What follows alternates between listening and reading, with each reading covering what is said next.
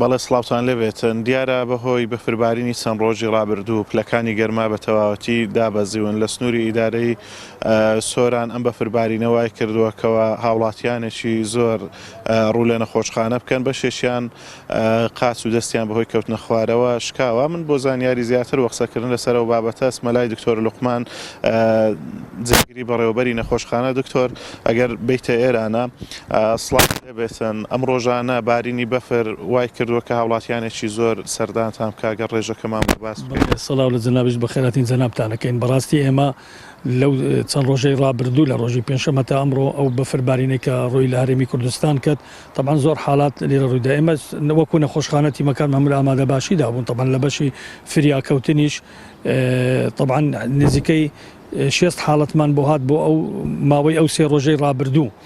طبعاً 2 ڕۆژی ڕابردوو تقریباً 35 حالت بوو دوونێ و ئەمڕۆ تقریباً 15 حالتمان بۆ هاتووە شکان. تەنها 2 حاڵەت شکانیان سەخت بۆ ویشڕەوانەی پارێزگای هەولێرمان کردن بۆ چارەسەرکردیان و نەشتەرگەریان. ئەمە حاڵەیان چەند کەس بوو دکتۆر ئەوانەی دەست و قاچیان شکا بکە سەردانی لای ئەویان کردووە؟ تقریباً 6 حالت بوو بەمە ئەو 3 ڕۆژەی ڕابردوو.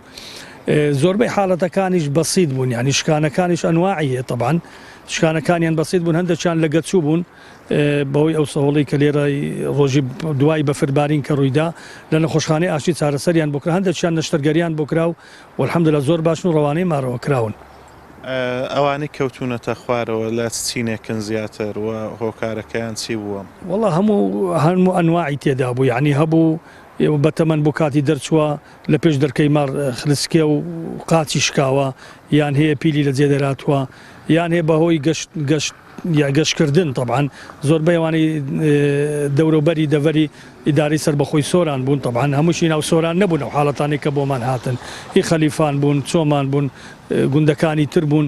ئەوە ئێوانەی کە دیارەوانەی کە احتیمالە حاڵەتی دیکەش لەوانەیە هەبوو سەردانی بەیتاریان کردو ئەو بۆمان نەهاتوونە. ڕێنمایتان بەگشتی چێ بۆ هاوڵاتیان؟ وڵای ڕێنمایان ئەو ڕۆژانە خۆیان بپارێزن، دەرچوونیان با کەمتر بیت، ئەو پێڵاوانەی کە لەبەرەکەن پێڵاوی تایبەت بینەوە ناو بەفرکە ئاگاداری خۆیان بن و سوپاسی هەموو لایەکەکەین. زۆر سپاس بۆ دکتۆر ڕوقمان جێگیری بەڕێوەبەری نەخۆشخانەی ئاشتی. سپاس بۆ زانیاریەکانت.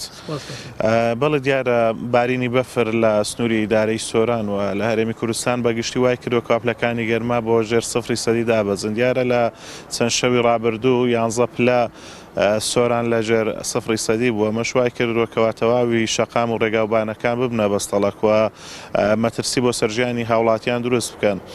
دیارە ئەم بەفربارینە وای کردووە کەوا ڕێگاکان تووشی بەستەڵک ببن. زۆرێک لە ڕێگاکانی سنوورەکە مەترسی زۆریان لەسەرە، ڕۆژانەش بەهۆی دابەزینی پلەکانی گەرما زۆرێک لە ڕێگاکان نابنەوە. بۆیە گرنگە هاوڵاتیان تاوەکو ئەم بەستەڵک و سەرما و سۆڵە ئەڕواتن ئاگاداری خۆیان بن هەم لە هەڵخلیسکان و هەم لە هاتوچۆکردن.